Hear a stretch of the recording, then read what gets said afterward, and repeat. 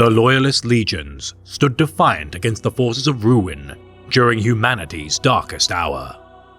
Stalwart in their opposition to those who would seek to harm the innocent, each of these lauded descendants of the noble sons of the Emperor gave their lives dearly to deny the forces of chaos dominion over the innocent.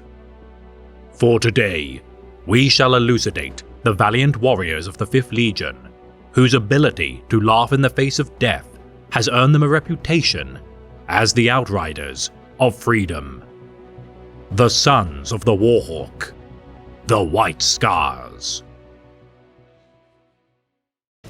Warriors of Chogoris, brothers of the great tribe, the Star Hunt calls you. Do you not hear it? The battle's red edge is your home, the respect of your kinsman your half. Plunge into the enemy's breast like a blade, cut out his heart, and you will know fulfillment. The Emperor has given us strength. In return, we give him victory. Of all the sons of the Emperor, a select few have always been viewed with disdain by their brothers. For the Primarchs are the greatest living beings of the Imperium, with exception to the Emperor himself, and their influence across the galaxy molds the Imperium's children to follow. While some are hewn into statues proclaiming their virtues on Imperial worlds, and the fallen Primarchs are worshipped by fell demons, there is one who has always been regarded with suspicion and never truly understood by either loyalist or traitor. Seen by most as a barbarian, this Primarch would in his solitude prove to be well-cultured and intelligent, but keep his intentions and traits closely guarded to prevent them from being exploited. Jaghatai Khan, Primarch of the 5th Legion and Great Khan of Chogoris. During the scattering of the Primarchs, Jaghatai would land on the planet of Chogoris, a fertile world filled with vast plains of grass, snow-topped mountains, and vast oceans. The planet was ruled by the Palatine, a feudal aristocrat whom led his vast armies to dominate the planet. However, there was a land to the west of the Palatine that he would leave wild, the Empty Quarter, a barren grassland with little in resources or value, inhabited by nomadic tribes whom fought amongst themselves for their ancestral lands. This is where Jaghatai would be found by a man by the name of Ong Khan, chieftain of the small tribe of the Talaskas. Seeing the child as a gift from the gods, Ong would see the fire in Jaghatai's eyes, the mark of a great warrior. Ong was hated by the other tribes of the Empty Quarter for his visions of a united tribe of the downtrodden people of the Empty Quarter. One day, the tribes would kill Jaghatai's adoptive father for his ideals. Even as a boy, Jaghatai was without match as a warrior amongst the men of the Talaska tribe, and he would gather his fellow tribesmen to seek vengeance against his father's killers. The Kurayed tribe would be slaughtered, not only the men, but the women and children as well. Jaghatai would cleave the head from the tribe's chieftain and mount it to his sleeping tent. The slaughter would forge Jaghatai into a fiercely ruthless yet loyal warrior. With his father's death avenged, Jaghatai would swear to unite the people of the Empty Quarter as one tribe and bring an end to its constant infighting. Fighting hundreds of battles for years, Jaghatai would assimilate the warring tribes into the fold, making military service mandatory for all who joined, while splitting the tribe's people amongst themselves to weed out blood feuds and differences within its people. 10 years later, the Khan would travel to his winter settlement and be set upon by the Palatine's hunting bands, led by its emperor's son. Jaghatai would kill the men, leaving one mutilated rider to bring the Palatine emperor the severed head of his son. Enraged, the Palatine would gather a gigantic army to destroy the tribes of the Empty Quarter, but ultimately underestimate Jaghatai. His heavily armoured soldiers bested by the Khan's more mobile warriors and archers, the Palatine would retreat, leading to the tribe elders to confer the title of the first Kagan, or Khan of Khans, to Jaghatai. As Jaghatai would continue his conquest, he would recruit soon-to-be legendary members of his future legion, including Kinja, Hasik, and Targatai Yesuge. Besieging the cities of the Palatine, the Kagan would give its inhabitants two choices: surrender or die. Jaghatai would eventually reach the palace of the Palatine. he would demand its emperor's head on a pike from the city, which its inhabitants would willingly oblige. Jaghatai would adorn it on his tent, exactly as he had done to his father's killer 2 decades before. Within 2 years, Jaghatai had conquered Chogoris' largest empire in its history and ended all wars upon the planet's surface. 6 months later, the Emperor would arrive on Chogoris, along with the 16th Legion of Astartes, the Lunar Wolves, and their Primarch, Horus Lupercal. Jaghatai would instantly perceive the Emperor's might, and conclude that his dream of a united species amongst the stars would be possible, even if the Emperor would be at its helm, and not himself. Jaghatai would resign his position of master and become a servant of the Emperor's will, dropping to one knee and swearing fealty to the Emperor and his Imperium. Considering that rejection of the Emperor's will would lead to his people's annihilation, and seeing the Lunar Wolves present, reasoned that these indomitable warriors would soon mirror his own should he swear loyalty to the Imperium. Jaghatai would also hand over the shackles of mundanity that statesmanship required, and would revel in his duty to the Imperium of waging war and hunting the enemies of humanity. Soon he would be given command of his legion, then known as the Star Hunters. Jaghatai would overhaul his Terran-born son's tactics, implementing his Chogoran-learned strategies of speed and maneuverability to best his foes. As the Imperium was desperate for the fighting prowess of all Primarchs, Jaghatai would be sent straight into the maw of conflict, with the war against the Nephilim resulting in Jaghatai renaming his sons of the 5th Legion. The Legion would conduct a ritual at the empty quarter of Chogoris, known as the Blooding. 50,000 sons of the Khan would take up blades and cut a mark on the flesh of their faces, inflicting scars that would also herald their individual renaming as Sons of the White Scars. With further battles waged during the Ulanor crusade against the Orc hordes, Jaghatai would earn a reputation within the Imperium as a truly deadly warrior. Rogel Dorn and Rabute Guilliman would object to the Khan's swift induction into the theatre of war, believing the Primarch to lack true understanding of the Imperium's values and culture, leaving him ill-prepared to integrate into the wider Imperium. Though the Khan did have strong bonds with some of his brothers, notably Horus Lupercal and Magnus the Red of the Thousand Sons, as the first Primarch to meet the Khan, Horus would revel in their shared exploits and respect for one another as warriors, whilst Magnus was an outsider to his brothers just like the Khan and shared a kinship for the pursuit of knowledge. It was therefore tragic that his most erstwhile brothers would one day be his enemies. With the beginning stages of the Horus heresy, Horus would turn to Jaghatai for his allegiance.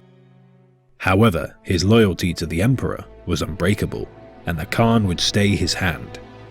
Jaghatai would not dive into the conflict, instead waiting patiently for information to be relayed to him.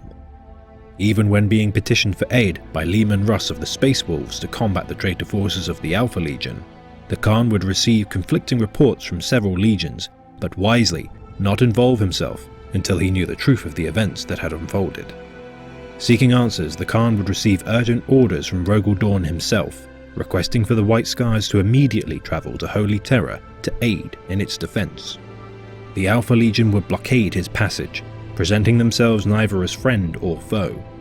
The Khan would assess their ruse, realizing their actions sought to sow doubt in his mind, keeping the White Scars immobile and neutered in the wider war that was waging. The Khan's fleet would confront the Alpha Legion blockade, which would result in the Alpha Legion firing on their vessels. The 20th Legion, renowned for their secrecy, would be bested by the Khan's cunning, and the White Scars would push past the blockade and travel into warp space, their destination unknown. The 5th Legion would find themselves at Prospero, its surface scorched to the consistency of burnt charcoal. On the surface, the Khan would speak with an apparition of his beloved brother, Magnus the Red. He explained that he had tried to warn the Emperor of Horus's betrayal, but was punished for his intervention. When pressed for his allegiance, Magnus would reveal his opposition to the Emperor, and the Khan would stand with the Imperium. Feeling a presence that had haunted him since Ulanor, the Khan would witness a spear of light pierce the sky of Prospero, summoning the Primarch of the Death Guard, Mortarion. The Primarch of the 14th Legion would implore the Khan to join Horus's traitor legions. Noticing the physical changes to his brother, The Khan would warn Mortarion of further changes that might befall his legion should he continue to pursue his corrupted path. Mortarion would brush aside his warnings, and with the Khan's refusal to join the traitors, the two Primarchs would duel. Their battle would end in stalemate, with the cowardly Mortarion retreating before the battle could be finished. With his interactions between Magnus and Mortarion concluded, Jaghatai had finally deduced the extent of the traitorous intent of Horus Lupercal's rebellion. Resolving to aid his brother Primarch Rogal Dorn in the defense of Terra, the Khan would utilize the Dark Glass, a relic from the Dark Age of technology recently discovered by rogue traders. White Scar veteran Targutai Yusuge would sacrifice his life to power the relic and allow the Khan to travel to Terra. Meeting with Rogal Dorn, Sanguinius and Malkador the Sigillite, the assembled protectors of Terra would devise their strategy to combat the incoming traitor forces. With the full force of chaos assaulting the Imperial Palace, Jaghatai Khan would aid the beleaguered defenders of the throne by recovering the vital Lionsgate spaceport from traitor forces, using his strategies of lightning-fast raid tactics, reclaiming the spaceport in a tremendous single strike. Jaghatai would also lead his 300-strong Jetbike battalion to assault the Colossi Gate with support from Blood Angel Captain Raldoron and Adeptus Custodes commander Constantin Valdor. This retaliation would be halted by the arrival of the Death Guard, with the now fully chaos-corrupted Primarch Mortarion dueling Jaghatai once again. Their rematch would prove that Jaghatai was no match in strength for the now empowered Primarch of the 14th Legion. However, the Khan understood the psychology of his brother and baited him with barbed words and insults that played to his neuroticism. Overextending Mortarion, he would reveal a weakness for the Khan to exploit. As Jaghatai was impaled by Mortarion's scythe, the Khan would behead his former brother, casting his soul into the warp. After recovering from his wounds, and with the Horus heresy quashed under the heel of his Imperium, Jaghatai Khan would return to Chagoris. Finding that the Dark Eldar had made several raids on his homeworld, the Khan would hunt down the Drukhari, even pursuing his charge into the Webway to bring an end to their foul deeds. To which he has since not returned, though it is said amongst the veterans of the White Scars that the Great Khan will one day return to his legion, in the time of their greatest need, and bring righteous fury to the enemies of his Imperium. It is not enough to take from an enemy their life. Rather, take from them also their places of safety, their allies, their homes and their loved ones. Crush all those in their care. Lay their chattels to waste, and then drive them alone and naked into the darkness. Take everything they have and burn it for the mere pleasure of seeing the ash crackle between your fingers, and call it nothing more than a beginning. Drink, they told me. I looked down at the cup in my left hand. The liquid within was hot. Froth had collected around the rim. I felt a sudden thirst break out. I lifted the cup halfway to my mouth, and my hand trembled as I did so. I knew something important was in there, but I held back. My instincts warred within me. Drink, they told me. The tone of their command gave me pause. I did not know why they wanted me to do it. It was then that I saw him. He came from the opposite direction.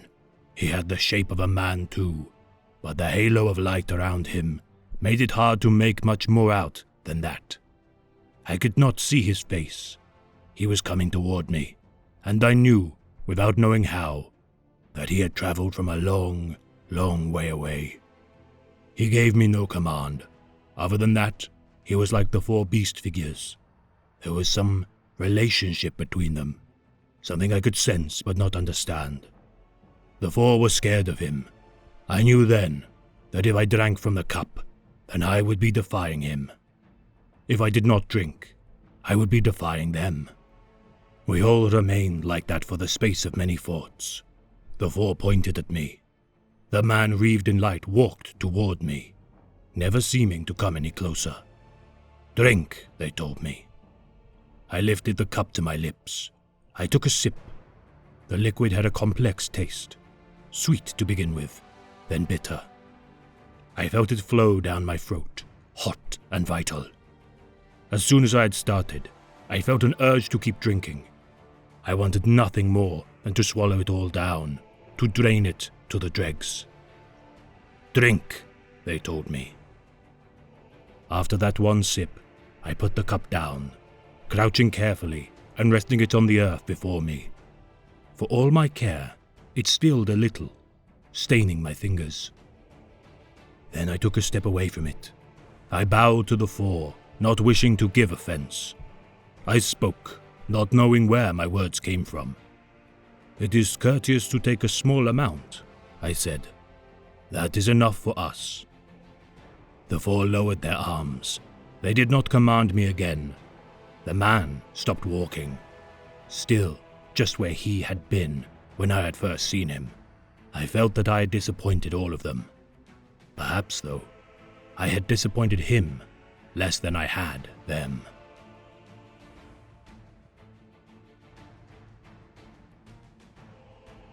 The Legiones Astartes would incur many losses during the years of the Horus Heresy. Blood would be spilt across 100 war zones as denizens of unknown realms would spill forth from the Immaterium and threaten the survival of humanity itself. For the loyalist Astartes of the Imperium, all would suffer the loss of kin, with some even torn from the guiding hand of their Primarchs. Yet among all the fallen heroes of the Great Civil War, one would give his life not solely for his legion, nor his Primarch, but the fate of humanity. The chief Stormseer of the White Scars Legion, Tagutai Yasugai. Upon the world of Chogoris, war would wage across its vast plains between two opposing forces. The technologies of the planet comparable to ancient Terra's late medieval period, the feudal aristocracy known as the Palatine of the world designated as Mundus Planus would lord over the tribesmen of the grasslands. Enforcing their will with their armies of pre-industrial soldiers, the nomadic horsemen of the plains would stand in stark contrast to their plate-mailed oppressors. To the west of the Palatine's empire, the so-called Empty Quarter would comprise the territories of the tribes protected by the winter valleys of the Kumkata Mountains. Yet the prosperity of the tribes of Chogoris would burgeon following the discovery of the Master of Mankind's son. Found near the Kuoan River by the leader of the Tauskar's tribe, Ong Khan, the orphan son of the Emperor would be raised to follow in his new guardian's example. Naming the boy Jagatai, Ong Khan would observe the fire within the boy's eyes and foresee his potential as a great warrior. As he grew, the young Primarch would be hated by the rival tribes of the Empty Quarter. Though growing to become a warrior without peer, Jagatai would imagine beyond his people's constant warring and resolve to unite the people of Chogoris. The Kurayed tribe would slay Jagatai's adoptive father and incur his wrath for their transgression. Razing the Kurayed tribe's yurts to the ground and killing every man, woman and child, the Primarch would achieve vengeance by annihilating his aggressors. Swearing to his people that he shall once and for all put an end to fighting between the tribes of the Empty Quarter, Jagatai would begin his conquest to unite his people. Succeeding in his quest after hundreds of battles, the Chogoran tribes would unite under the banner of their new Khan.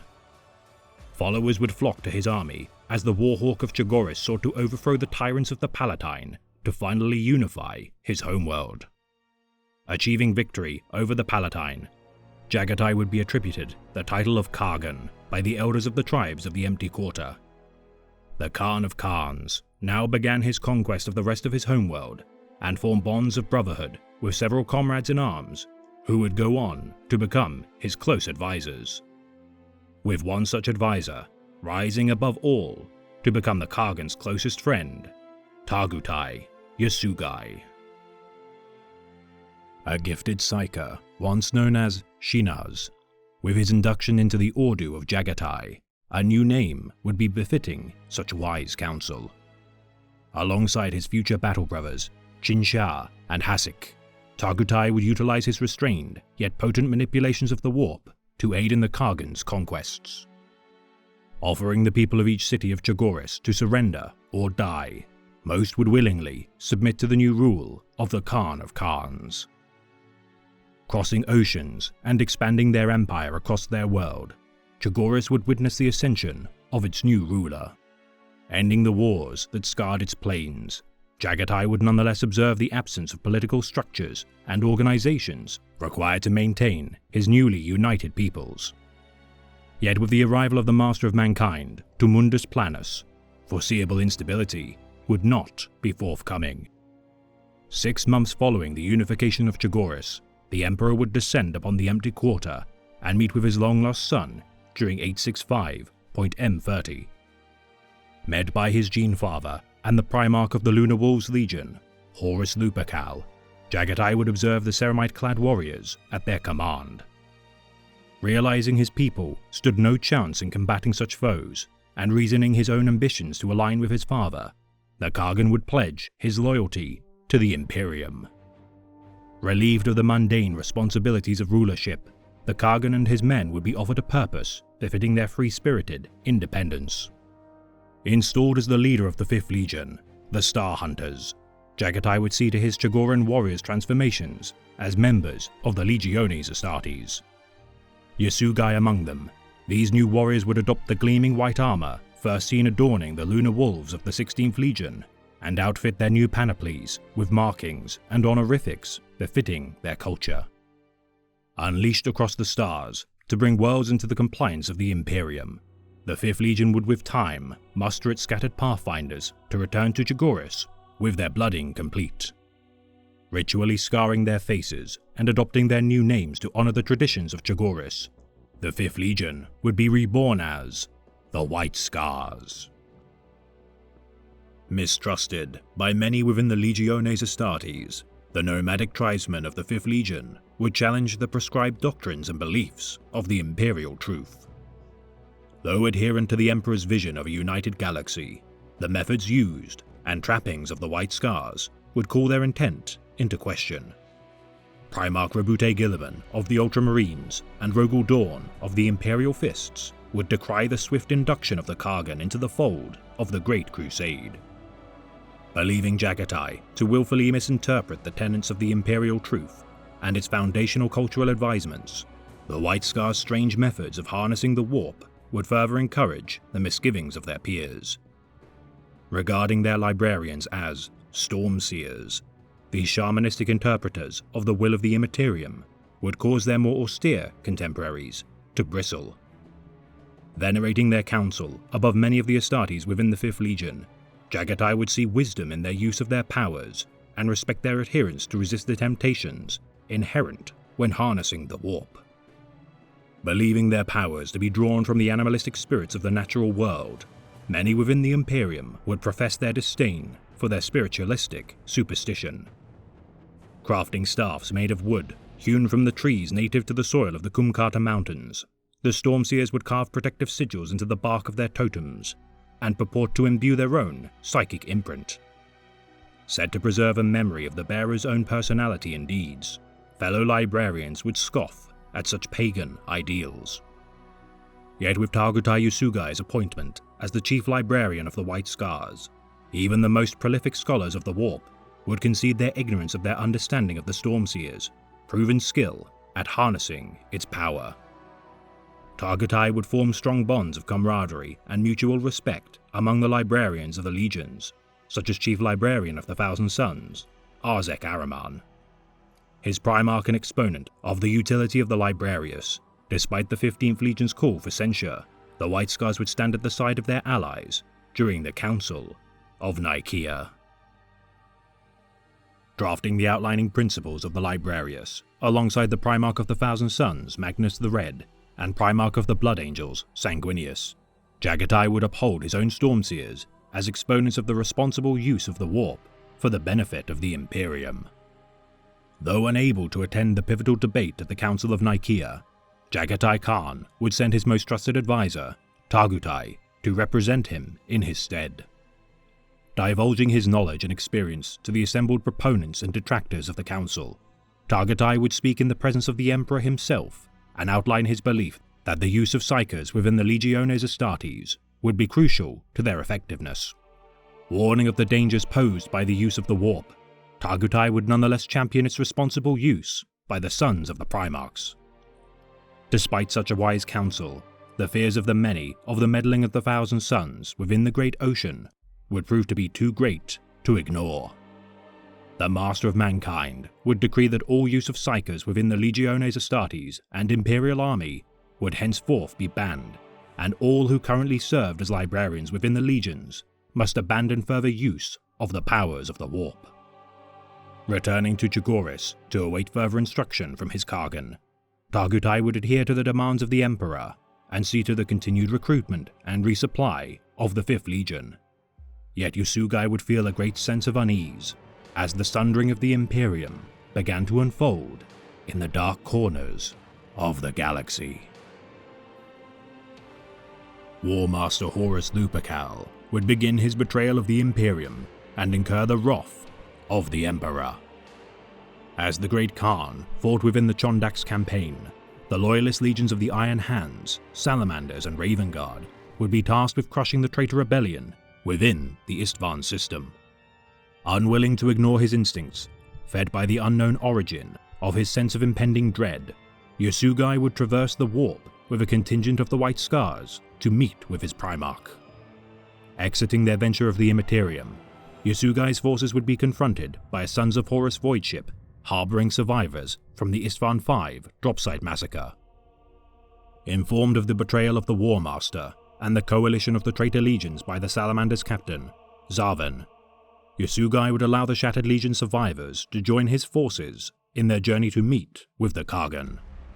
Intercepted by the Wordbearer's Legion during their voyage, despite fending off their assaults, Yasugai's sparse moments of rest would be tormented with dreams of the death of his Primarch. Reaching their destination of the Thousand Sons' homeworld, Prospero, Yasugai would observe Death Guard vessels in open combat with the White Scars fleet. With the 14th Legion's flagship, Endurance, posing the greatest threat to the White Scars fleet, Yasugai and his band of captured traitor warships helmed by the Shattered Legions would intervene to aid the Warhawk. The White Scars of Jagatai's fleet had erupted into conflicting loyalties, as conspirators under the command of Hasik Noyan Khan would fight their brethren in the name of the War Master. Jagatai Khan would traverse from the surface of Prospero to find his legion in disarray and quell the strife among his men. Reorganized and united in purpose, the White Scars fleet of Jagatai would relieve Yasugai's ragtag fleet from the Endurance's guns. Repelling the Death Guard fleet and fleeing from the battle, Tagutai would with great relief reunite with his Genesire. Their circumstance far from ideal, the Warhawk of Chagoris would beseech his closest friend for guidance during his legion's most perilous hour. Judging the conspirators of Hasik Noyan Khan, the Primarch of the White Scars would offer his wayward sons a chance at redemption. Under the advisement of his close friend, any who would rescind their naive allegiance to the War Master would be marked as Sagyar Mazan, and as penance, oppose the Lupercal's forces alone to atone for their betrayal. Those who would refuse would be slain by the Primarch's own hand. Few among the judged would remain loyal to the War Master, yet the blood of numerous of Jagatai's sons would nonetheless stain his sword. The White Scars Legion would, while near to full strength, be cut off from the Imperium. Surrounded on all sides by traitor legions, the White Scars would spend 4 years conducting hit-and-run raids against the War Master's forces, yet incur heavy casualties for their actions. Yasugai would form a strong bond of friendship with the last son of Prospero, Revuel Arvida, and aid his warp-cursed brother-in-arms in staving off his legion's affliction, the Flesh Change. Discovering the mysterious Dark Glass Station, the White Scars would stumble upon the ancient Dark Age of Technology artifact.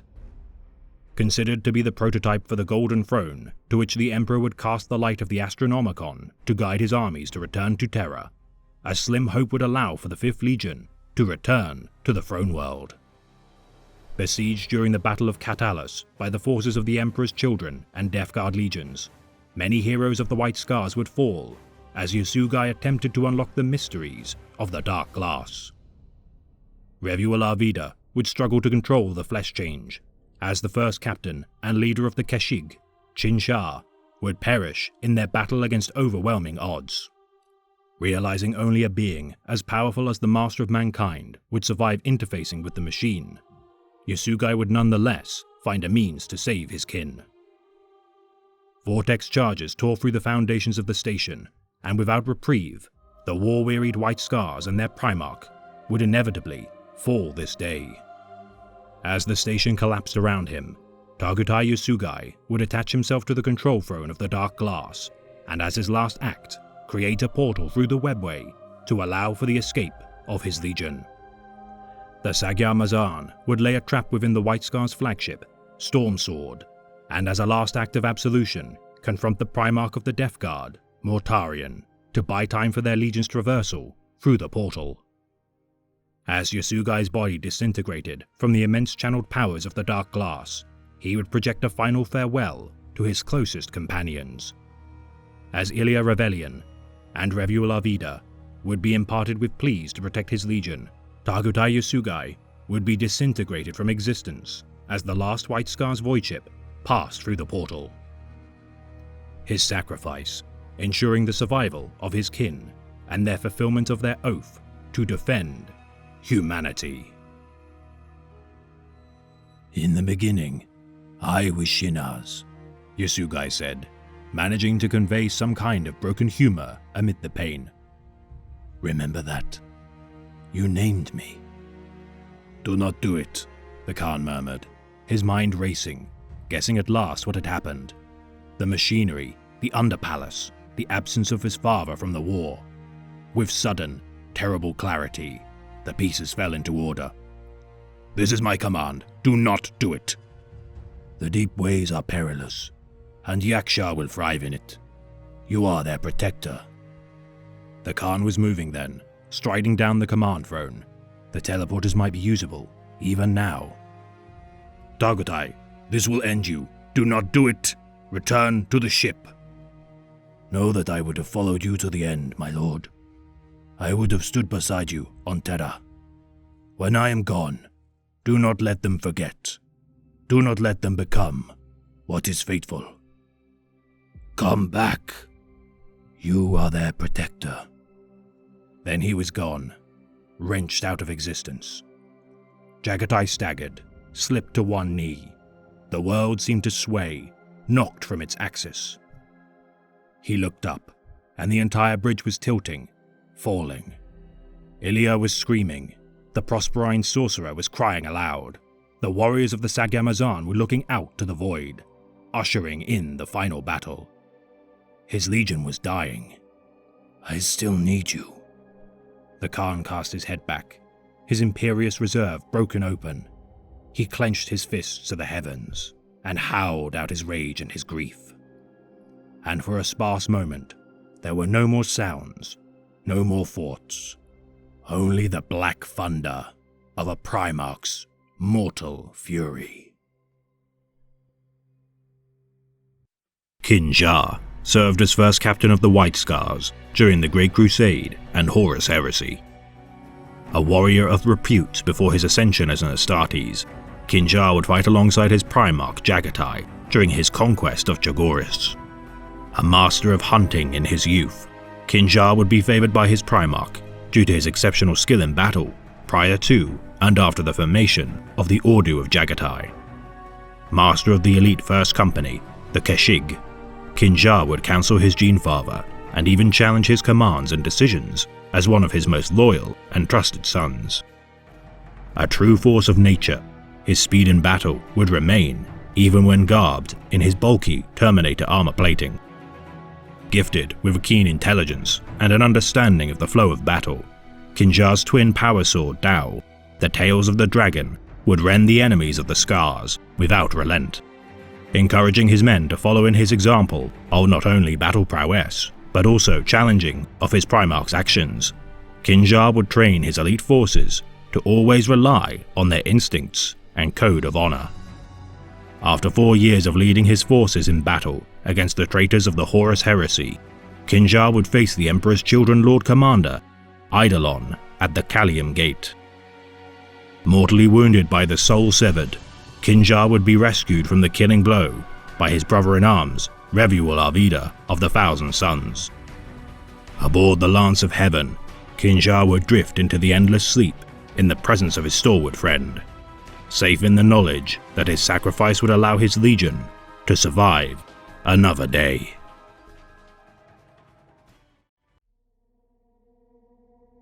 You were right, Shiban said. Is that any comfort? You were right about Torgan. They tell me he was on the Swordstorm at the end. They tell me you had something to do with that. A habit I learned on Prospero. It grieves me that he stood alone.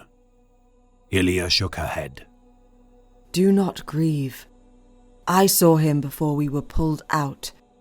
He was already laughing. Shiban bowed his head. That is good to know.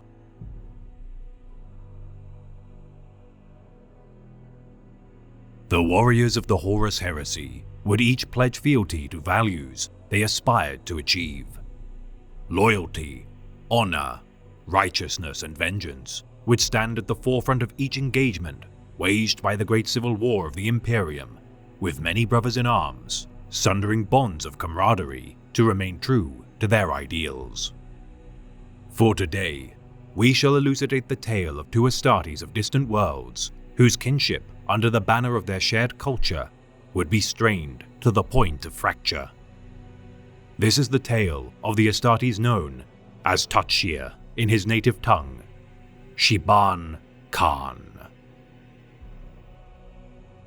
Upon the world known by the Imperium as Mundus Planus, a son of the Emperor would be found.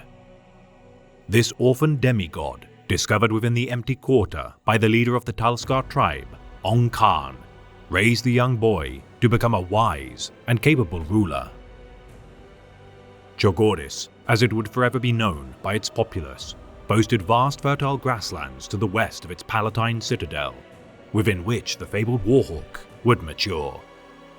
Mastering hunting, swordsmanship, and horse riding, the young Khan would once again be torn from a father's embrace with the death of Ong Khan at the hands of the Kurayed tribe. Slaughtering his father's killers and beginning his quest to unite the tribes of the Empty Quarter under a single banner, the Warhawk of Chogoris toiled for years until amassing an army capable of resisting the oppression of the Palatine. Drafting all able-bodied men of the tribes to fight at his side, the young man known as Jagatai Khan instilled fierce loyalty into his men and would be revered for not only his martial skill, but also his honorable actions. Slaying the son of the Palatine tyrant during an ambush of his tribesmen, Jagatai rallied his men to assault the Palatine capital. Assuming the title of Kargan or Khan of Khans by his people, Jagatai waged war against the Palatine alongside his stalwart advisors Shinsha, Hasik, and Tagutai Yasugai.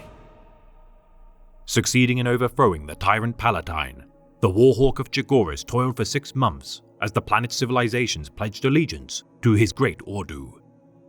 Yet among his own tribe of origin, a promising warrior was beginning to show promise as a paragon of his liege's teachings. Tamu of the Talskar had fought alongside his peers within the Ordu Jagatai and witnessed the ascension of the Great Khan as the rightful ruler of his homeworld. Yet 6 months following the conquest of Mundus Planus, the Warhawk would reunite with his father, the Master of Mankind. Descending upon the plains of Chogoris, alongside hulking warriors clad in pearl armor trimmed with black, the Emperor and his most cherished son, Horus Lupercal, spoke with the Kargan. Knowing in his heart that he would never match the immense lunar wolves clad in dense ceramite and wielding obscenely powerful armaments, the Kargan pledged his fealty to the Master of Mankind. Marveling at the angels of death in their disciplined ranks, the Ordu Jagatai would adopt the teachings and armaments of the Legiones Astartes following his swift appointment to lead his Genesons of the 5th Legion, the Star Hunters. Tamu and his kin underwent the surgeries and training to ascend to the ranks of the Angels of Death, imbuing himself and his peers with immense strength in imitation of their venerated brethren of the 16th Legion. Painting their own armor in purest white, following the example of the Lunar Wolves, they would trim their ceramite with the red and gold cultural trappings of their homeworld. Yet the Star Hunters of old had been scattered across the stars, and for the 5th Legion to become truly united, the Kargan must rally his men and bring new purpose to this army of strangers. The 5th Legion had long been regaled as the scouts and wayfarers of the Imperium. Inheriting their Primarch's affinity for adventure, speed, and freedom, the Star Hunters had traversed the length and breadth of the galaxy in search of the last settlements of humanity to bring into the fold of the burgeoning Imperium. Though a crucial task with which the Legion took to with relish, the result of these centuries of exploration had caused the warriors of the 5th to become alienated with their own kinsmen. The Terran Astartes of the Legion knew nothing of the heritage of Chogoris, and even among themselves, they bore battle honors and titles from worlds unknown to one another. Such fractious foundations would not do, and so it was after 67 Terran Standard years of pathfinding, the Star Hunters were summoned to rally at Mundus Planus. For 10 years, crusade contingents of all manner of warriors arrived within system. An assemblage of Terran veterans of all manner of origin looked upon the horde of Jagatai and began to learn of the customs of their Primarch's homeworld. After a decade of skirmishes across the stars, the Kargan received word that his legion was assembled.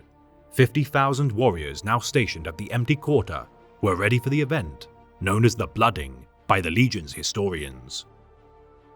Ordering his men to take up blades to cut a gouge in the flesh of their faces, the ritual first used by the tribes of Chogoris to mark their allegiance to their tribes would prove a fitting symbol of their devotion to their Primarch and adherence to the culture of their new ethos. The Star Hunters were no more, and in their place, the White Scars stood. Each Astartes, no matter their progeny, would eschew their old names and assume new ones made to honor their legion. No longer would the 5th Legion uphold the glories of a past bereft of their Primarch, made to facilitate the conquest of star systems by other legions. The White Scars were now truly free to forge their own legacy, not as a legion of disparate patrols and scout contingents, but a full-strength army of Astartes under the command of their imposing and righteous Primarch. Tamu of the Talskar was gone.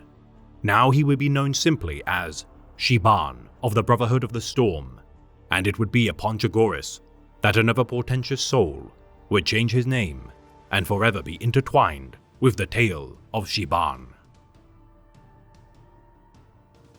Haran Svensellen, a Terran of Scandinavian descent, had originally been assigned as an aspirant of the Lunar Wolves Legion and held Horus Lupercal in high esteem during his first years of conquest at the side of the Emperor. Yet due to the amount of his aspirant peers succeeding in their trials, their numbers were in excess of the needs of the 16th Legion, and so it was that Haran was reassigned to join the Star Hunters. Assuming the name Torgun with his blooding complete, his dreams to become a future son of Horus, though dashed, would not diminish his zeal made in the name of the Warhawk. Assigned to the Brotherhood of the Moon, Torgun with time would fight during the Great Crusade, yet it would be years before Shiban would meet his kindred and form a bond of brotherhood. Ascending to the rank of Khan, Torgun oversaw the punitive actions against the rebels of the world of Uri and would fight alongside the esteemed Lunar Wolves led by Captain of the 19th Company, Ferulam Moy, at the Battle of Tarch Belt. Known for his battle cry, "No backward step," Torgun's prior training as an aspirant of the Lunar Wolves proved invaluable during his cooperation with the 19th Company. Invited to join the 5th Legion's Warrior Lodge fraternity by his subordinate Hakim and Captain Moy, Torgun's esteem continued to rise within his legion, while Shiban toiled as a line soldier. With the Great Crusade drawing to a close, the true brothers of distant worlds would begin to reap the spoils of glory, with Shiban having proven himself to be a capable warrior, earning him the command of the Brotherhood of the Storm and rank of Khan. Many saw Shiban's nature as too reckless to be responsible for the command of a brotherhood, yet the Warhawk saw within him an indomitable and brave spirit.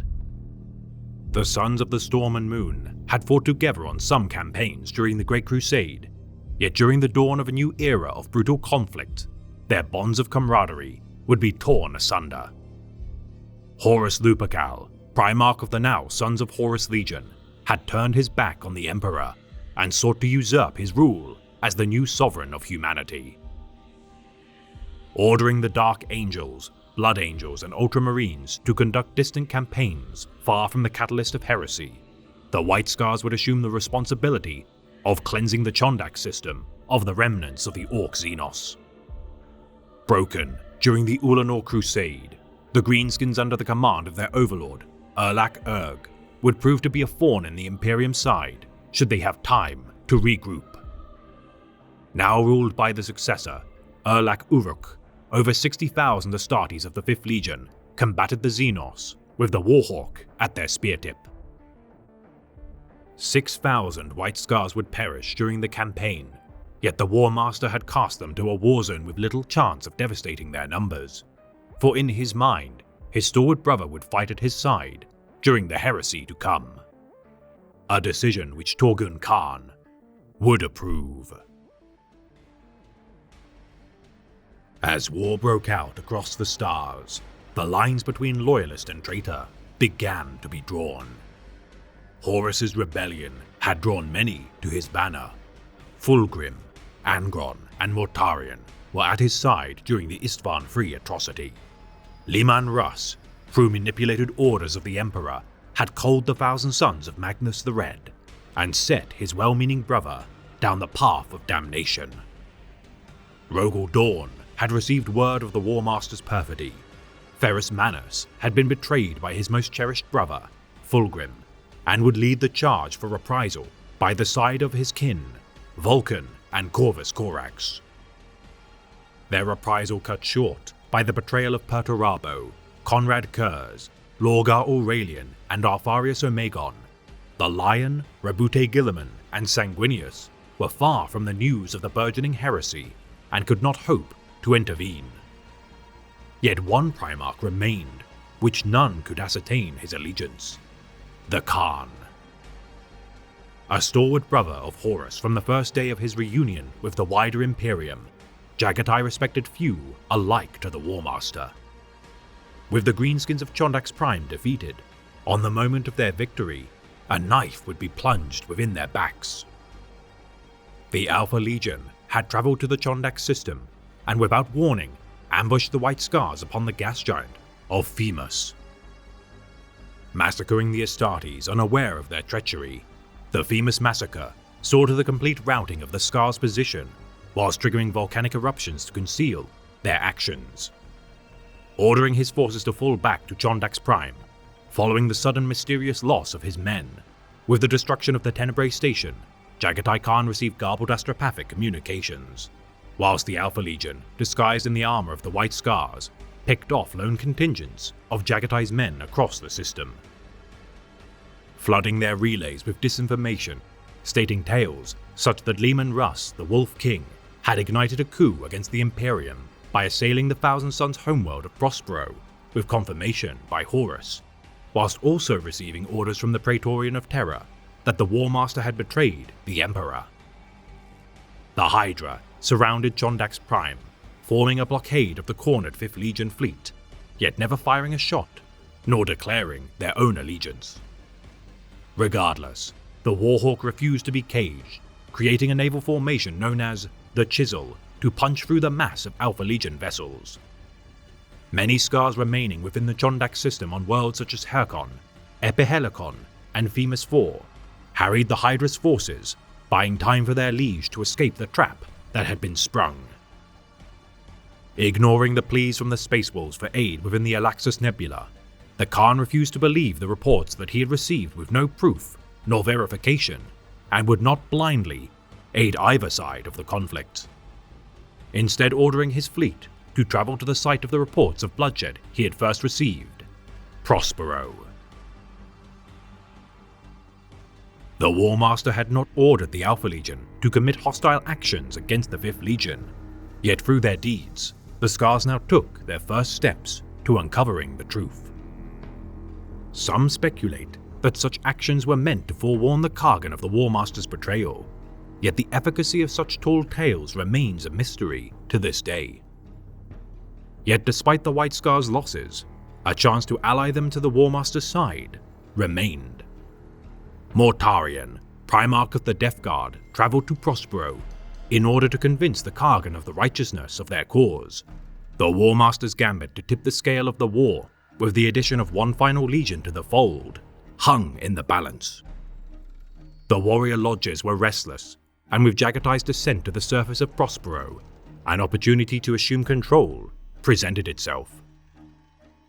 Under the command of Hasik Noyan Khan, Torgun and his Brotherhood of the Moon conspired to assert their allegiance to the War Master in the name of past cooperation and praise of the Lupercal's virtue.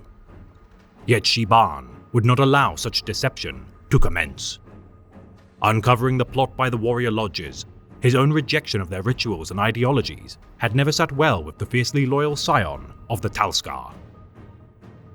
Leading his Brotherhood of the Storm to assault the lodge-held flagship of the Kargan, Swordstorm, as Jagatai conversed with the Pale King among the ashes of Prospero, his sons fought and died in orbit above. Preventing the renegade Scars from joining forces with the Death Guard's fleet contingents, Shiban's men bought time for their Genesire to return to the Swordstorm. Mortarion and Jagatai could not see eye to eye, and with the discovery of Magnus the Red's own surrender to the clutches of the ruinous powers, the Warhawk could not allow such corruptions to spread among his own men. As the Pale King fled, Jagatai returned to his flagship to find his men in disarray. Many had perished during the coup of Hasik Noyan Khan and Torgun, and despite his valor, Shiban had been grievously wounded by his kin. Using his body as a shield to protect the Munitorum attaché and close friend of the Kargan, Ilya Ravelian, from harm, Shiban endured bolter and plasma fire as the blast tore the limbs from his body and gouged his left eye. Enraged at the presumption of his men to undermine his own authority, Jagatai saw to the arrest of the conspirators and rallied those loyal to the Emperor to escape the Death Guard fleet.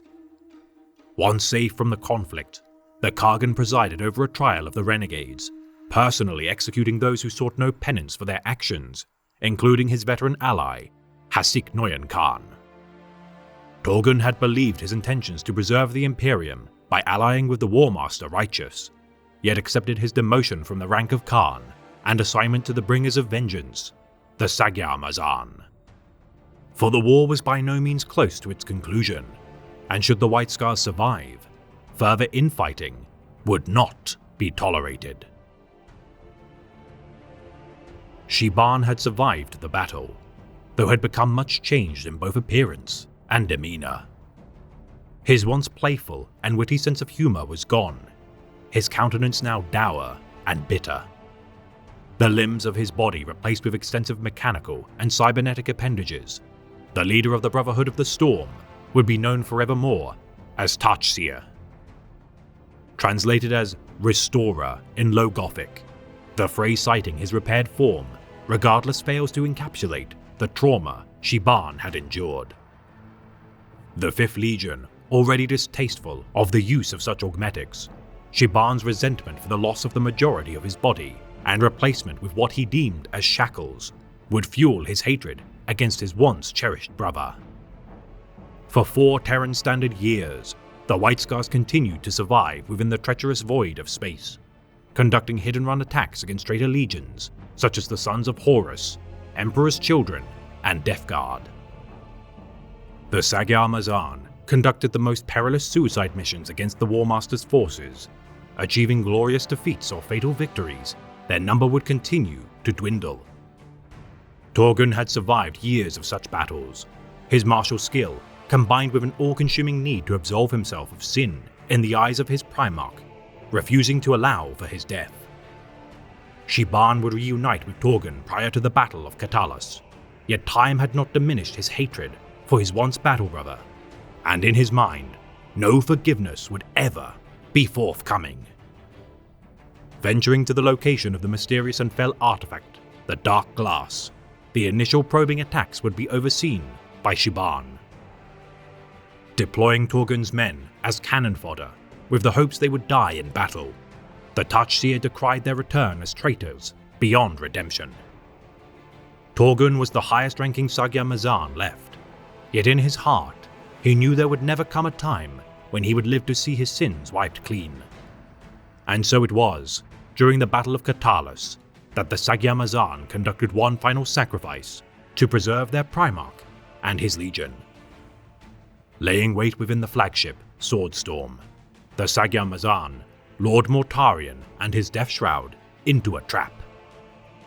As the Kargan and his loyal men powered the Dark Glass to transport their vessels to Holy Terra, the Sagyamazan set the Gloriana-class ship's engine to overload and fought the Pale King.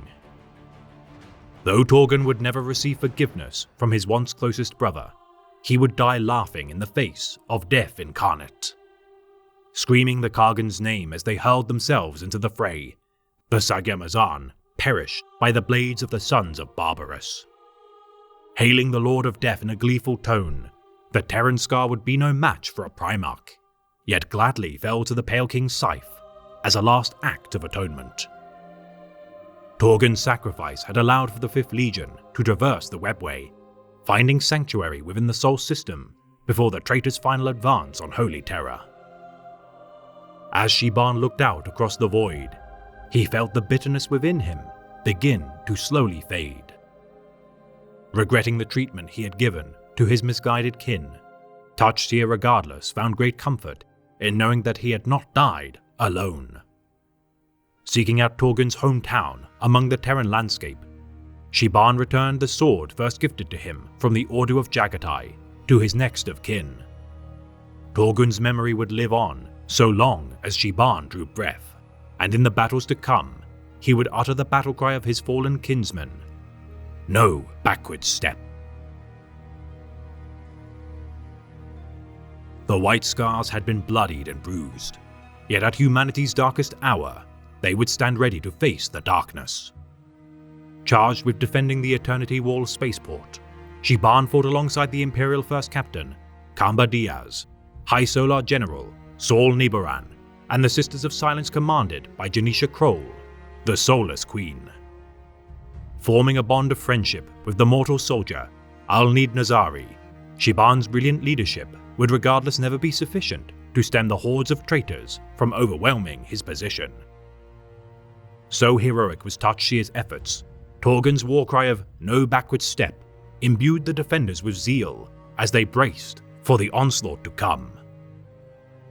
Attempting to evacuate as many warriors from the 12th Legion's butchery as possible, Shiban's efforts would see to Al-Nid Nazira commandeering a shuttle in order to extract the Restorer from the fray. Yet as Shiban leapt for the shuttle, he would discover Nazira and the pilot to have already been slain. Crashing into the Eternity Wall, Shiban managed to survive, yet badly wounded, was now stranded deep within the traitor advance. Making his way back to the defensive lines of the Loyalists, Shiban saw visions of his fallen kin, Stormseer Tagutai Yasugai and Torgun, conversing with their phantoms as he trudged to the palace. Finding an Imperial soldier, Lieutenant Cole, desperately attempting to carry a small baby from the war zone, Shiban at that moment pledged to sacrifice his life in order to preserve the innocent child. Protecting Cole and the child from warp-spawn demonic horrors using only a pipe of metal debris, Touchseer carried the now injured soldier and the child to the safety of the inner palace. Reunited with the survivors of his legion, Shiban's efforts, though unable to save Cole, had preserved the life of an innocent, which spurred on the survivors to fight with renewed vigor. Fighting alongside his Primarch during the assault to reclaim the Lionsgate spaceport from traitor forces, Touchseer would be separated from the Warhawk as he once more faced the now transformed Pale King. Seemingly dying in the duel, upon further inspection of his body, the White Scars realized their Genesire still lived, though he had been grievously wounded. Rallying the 5th Legion to defend their Primarch's body, alongside Ilya Revelian and the mortal soldiery of the Imperial Army, Shiban held the line until the great Angel Sanguinius took to the field at the Eternity Gate. Declaring Shiban As the incumbent master of the hunt, the Restorer preserved the battle lines of the White Scars until the end of the siege, alongside the newly appointed Ganzorig Noyan Khan and Shinfai Noyan Khan. The Imperium would be victorious, but at a staggering cost of lives. Though a broken man by many accounts, Tadshir had refused to surrender to despair and stood his ground alongside his liege at the most perilous moment of their legion's history. Yet the Restorer stood alone. Great heroes such as Tagutai, Chinsha, Jubal, Shinfai, Hibu, and Torgan had been slain. He was all that remained. For little else is known of the fate of the Restorer of the White Scars, yet one fact can be ascertained without imperial record. Until his dying day, the warrior known as Tadshir never faltered in fighting for his legion, his Primarch, and the innocence of the Imperium.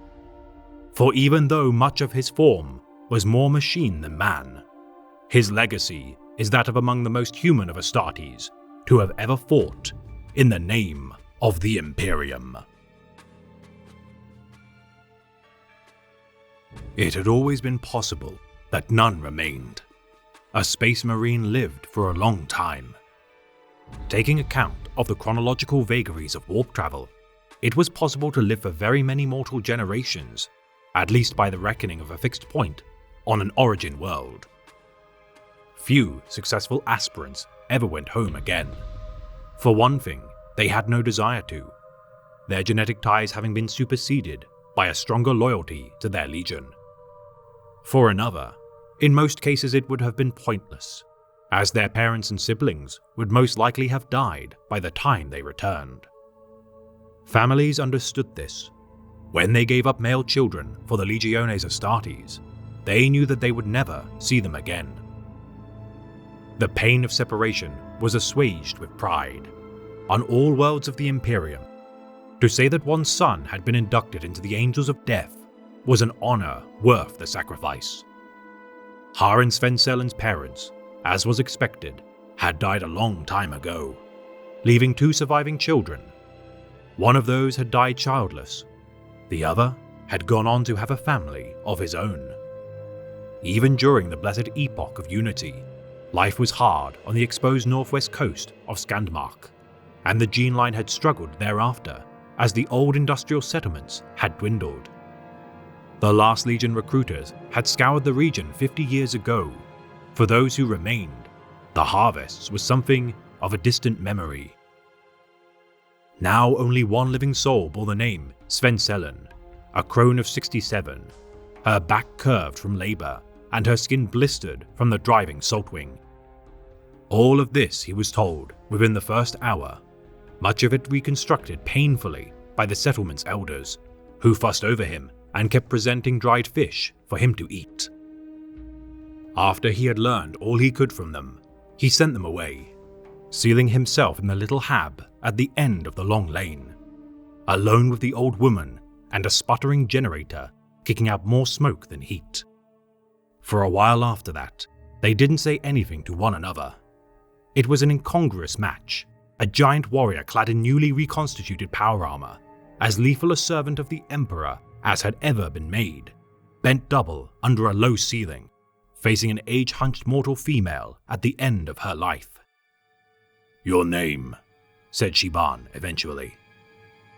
"Yuna," the woman replied, daunted but still able to keep her eyes looking up at his. There was something of him in those eyes, Shiban thought. Or perhaps he wanted there to be. "Last of the line," he said. "They tell me that." "So one remains," he said. "Yasugai said there were no chances in the universe, only symmetries." She pulled her shawl tight around her. She had been sleeping not long ago, and it was nearly dawn. She could not endure this forever, and matters would pull him back too. Time was slipping away, but it was hard to know where to start. You should work with words again. "On my world," he said, slowly, "we have a custom." The woman listened, her eyes shining intently amid a cold, pinched face. Debts are sacred. A warrior may travel for a lifetime to make recompense. He may travel to the clan of the one he wronged, and if the one he wronged no longer lives, he will seek to discharge his debt to those kin who yet live. She said nothing. Her hands clasped tight in her lap were white. You should know this, here, in this place. He was a hero of my legion. Tell this to those who remember that the Sven-Sellen was taken from here. She understood. Even though generations had passed, the old knowledge had not quite died out. I met him on the White World. We fought together. For a time, we conquered together. Then the war came. The one you know will come here too. That has poisoned many things. It poisoned him. It poisoned me. I should have accepted judgment when it came, but the poison ran too deep. Our last words together were bitter. If I could take them back now, I would. So quick to rattle through those years. Torgen and he had fought as brothers many times, but also against one another twice. Once aboard the flagship when Torgen had sided with the pro-War Master faction within the Legion, and again, fatefully, in a squalid encounter after Torgar's exile as a member of the Sagyamazan had come to an end.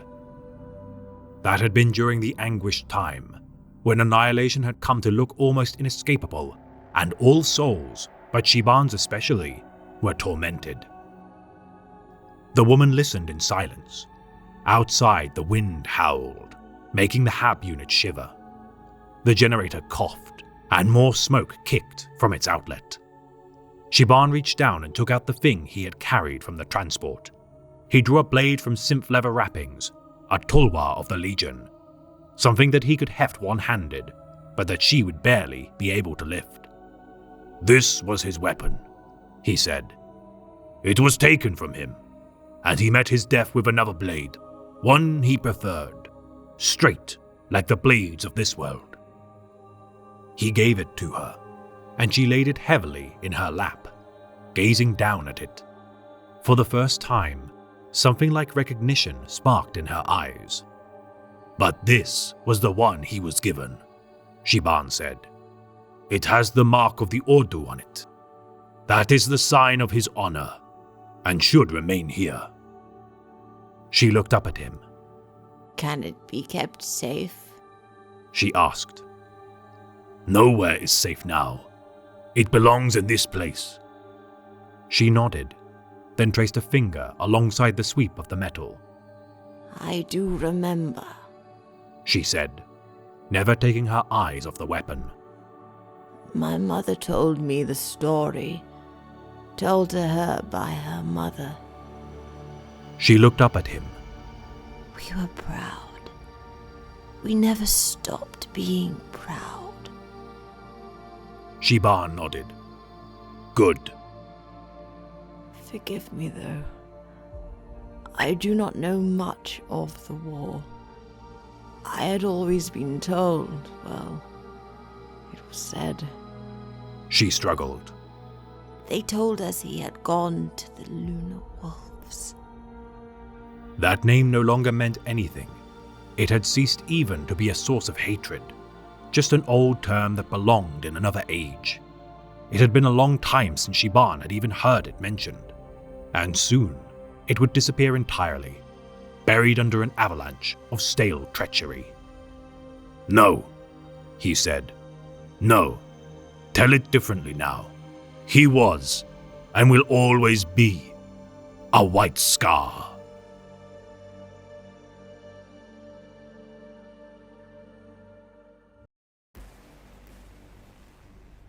The Swordstorm burned from within, its reactors bulging, its lower decks already swimming with burning plasma. The great lightning sigil hanging over the command throne crashed to the deck, smashing across the polished marble. Still, the savages came on, fighting to reach the Primarch, to drag him down and hold him up. The White Scars fought like the demons themselves, shrugging off wounds that ought to have felled them, laughing with feral abandon as they surged up against the implacable Death Shroud. At their head was a lone Khan, wielding a Terran longblade two-handed. With him came the others, whooping the war cries of their bestial homeworld. They were hopelessly outmatched, but their charge never faltered, the Death Shroud slicing them apart, their scythes throwing blood across the deck. But they refused to fall back. Mortarion himself came among the desperate attackers, sweeping free aside in a single blow and hurling their mangled corpses back into the pits. He blasted the chest of a fourth open, then strode towards the leader, the one who held them together. As he approached, the White Scars legionary dispatched his opponent and swung around to face the Primarch. "Hail, Lord of Death!" he cried, sounding almost ecstatic, angling his longsword to strike. Torgun Khan greets you. Why do this? Asked Mortarion, holding silence back just for a moment. Why waste yourselves? But it was not waste, and he knew that. Every passing second brought the flagship's doom closer. Every passing second gave time for the rest of the fleet to slip away. The ire of the 14th had been concentrated on this point to the exclusion of all others, and even now the lances were firing again, striking the shields that trapped their master on the rapidly decaying Void Hulk. Why, my lord? The Khan laughed, poised for the coming strike. Atonement! At last! Mortarion readied his scythe. No such thing exists.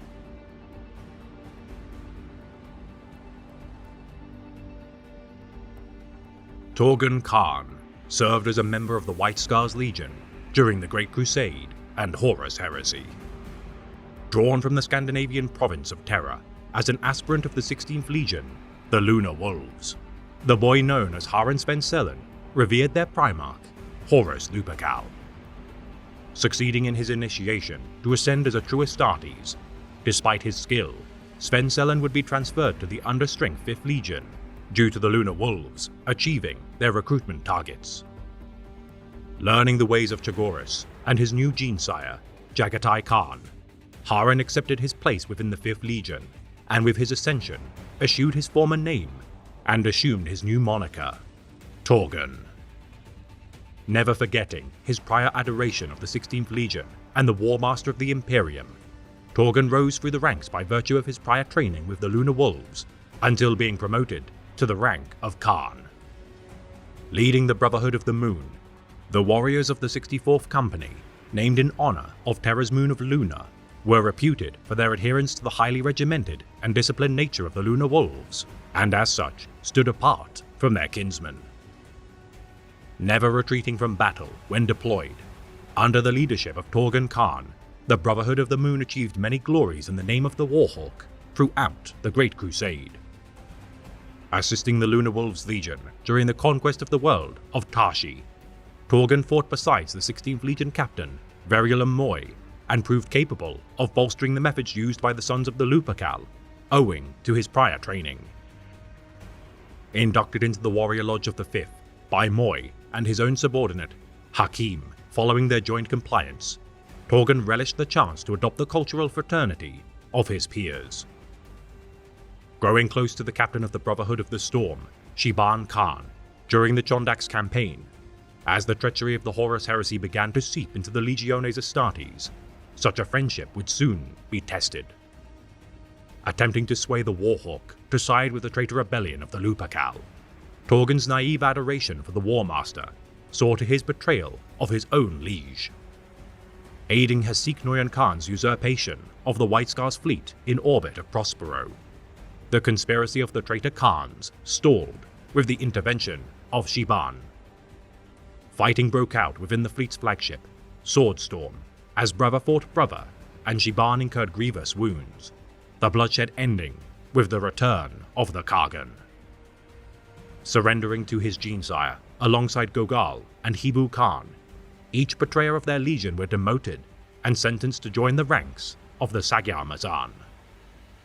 For 4 years, Torgun and his fellow penitent brethren fought suicidal missions to redeem their honor, surviving to become one of the highest-ranking veterans of their creed.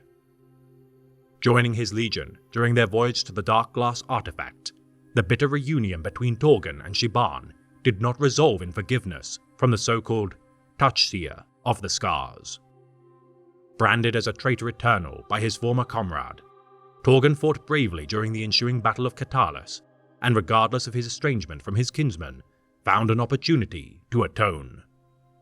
Remaining aboard the Swordstorm, in order for the Legion to escape from the Emperor's Children and Death Guard legions into the Webway, the Sagyamazan set a trap for the Lord of Death. Confronting the Primarch of the 14th, Mortarion, Torgon saluted the Pale King before gleefully charging into the embrace of death. Joyful and laughing as he perished, Torgon Khan absolved his past sins in his last act of recompense, his actions atoning his legacy in the eyes of his kinsman and once cherished brother.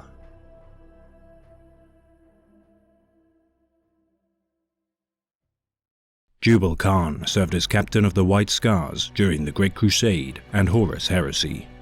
Known as the Lord of Summer Lightning and the Death that Comes with Laughter, Jubal was regarded as one of the fiercest warriors not only within the 5th Legion, but throughout the various legions of Adeptus Astartes.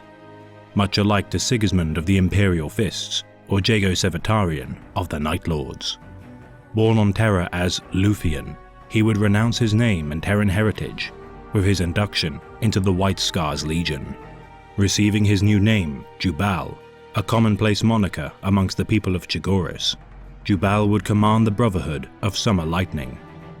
Recalled after time long spent away from the bulk of his legion during the Chondax campaign, Primarch Jagatai Khan would command his return to replace the deceased Khan, Kinja, offering him the new rank of the Master of the White Scars Honor Guard, the Keshig.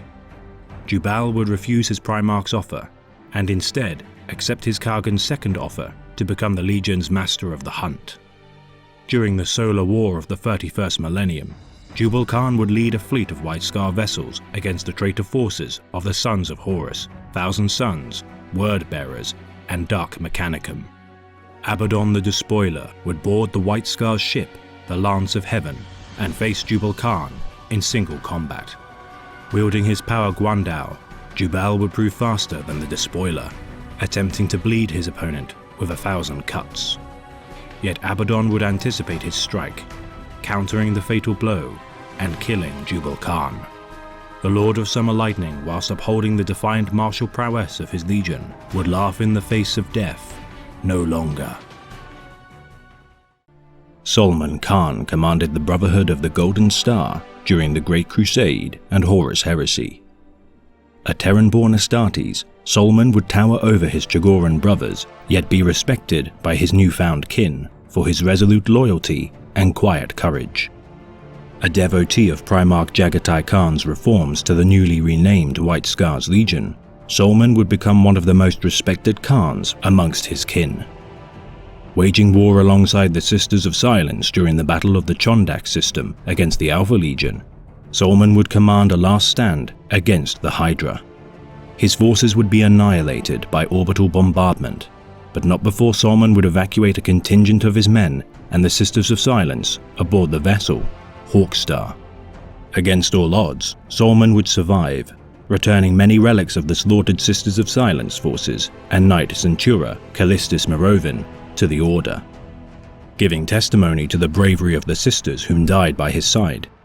In recognition of his deeds and those of his Primarch, the matriarchs of the Sisters of Silence would bestow Solomon with the rare privilege of an honor guard. Treating the rare honor with the utmost humble respect, the sisters would stand beside Solomon in battle, proving invaluable during the Battle of the Lionsgate Spaceport during the Siege of Terra in their battle against the 14th Legion, the Death Guard. The White Scars and Sisters would fiercely push back the forces of Chaos until the battle's ultimate victory. Surviving the Horus Heresy, Solomon would serve with distinction as one of the most senior Astartes within his legion, the Brotherhood of the Golden Star's reputation resonating throughout the Imperium. The White Scar had snatched up the long blade of Medusan steel that Henrikos had wielded. His first blow notched Morn-it all. His second beat Aximan's guard. His third blow caught little Horus vertically at the cheek, in a line that began just over the right eyepiece, where his Mournival mark was displayed. The bonded ceramite of his helmet didn't even seem to stop the Medusan weapon. Aximan fell. There was a great deal of blood suddenly, and he couldn't properly account for its source. He saw something on the etched steel floor in front of him. It was the visor and snout section of his own helmet, the entire faceplate. It had been sheared off, peeled cleanly away, as though shaved by an industrial slicer. And it was not empty.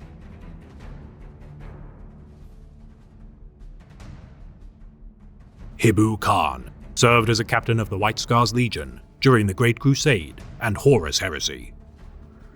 A Terran-born Astartes, renowned for his skill with a blade, his campaigns fought alongside the 16th Legion, the Lunar Wolves, garnered great respect in his eyes for their methods of waging war.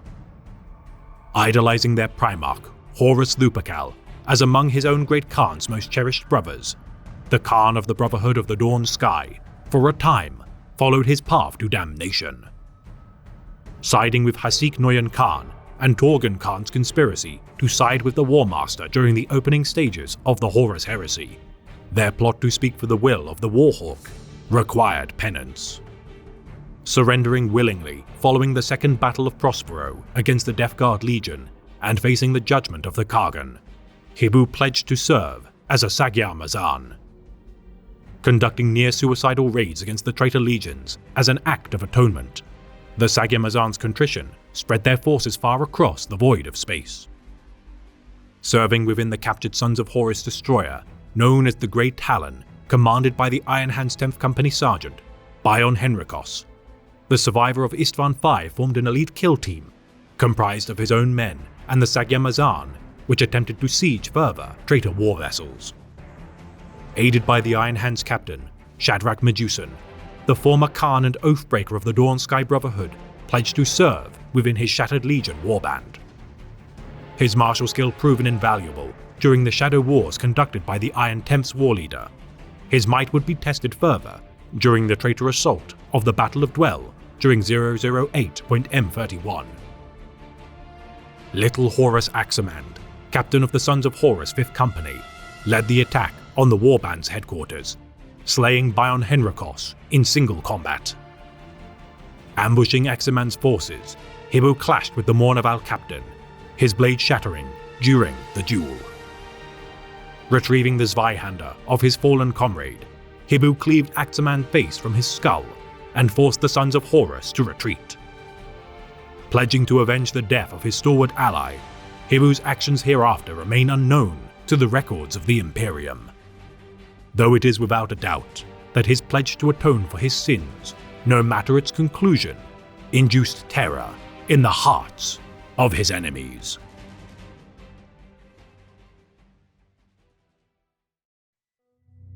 Jiangsai Khan served as a captain of the White Scars during the Horus Heresy.